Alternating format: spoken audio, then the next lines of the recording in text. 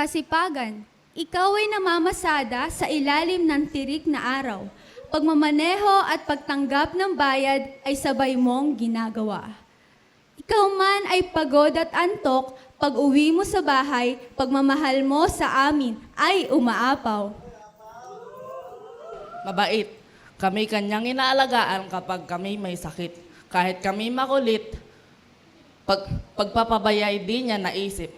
Kaya't ako'y nagpapasalamat sa lahat ng iyong ginawa para sa amin. Pagkat ikaw ay isang amang masipag, matyaga, at mapagmahal. Mahabang pasensya, inis na inis ka man sa akin dahil lagi kong nakakalimutan ang mga nota sa musika. Pag-unawa at pagpapasensya sa akin ay iyong ipinadama.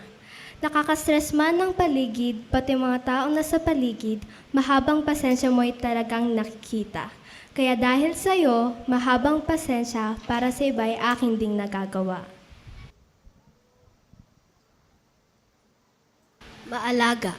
Sa panahong ako'y nagkasakit, lubos na pag-aaruga mo sa akin ay pinakita. Kahit ako ay malaki na, buong lakas mo akong binubuhat ng iyong pagkalinga. Kaya kahit sa mataas na mga hagdan, pagpasan sa akin ay hindi mo ininda. Kaya Daddy, maraming salamat sa iyong pag-aalaga. Mapagmahal. Ang aking ama ay mapagmahal sa puso't isip, sa bawat sandali. Biyaya ng Diyos sa amin tangi at wagas. Kanyang pagmamahal ay tunay at hindi mabilang. Matatag. Ibig kong sabihin sa aking sasabihin na matagal ko nang nais sambitin na ngayon ko lang aaminin.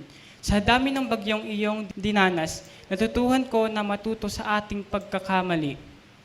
Namulat ako sa masakit na realidad, kaya't salamat Ama't natuto akong maging matatag. Kaya't sa iyong pag-uwi sa ating tahanan, ipagtitimpla kita ng paborito mong isang tasang kapeng barako. Salamat po sa inyong pagsisikap. Salamat din po sa inyong mga pangangaral. Mas lalo sa inyong pagmamahal.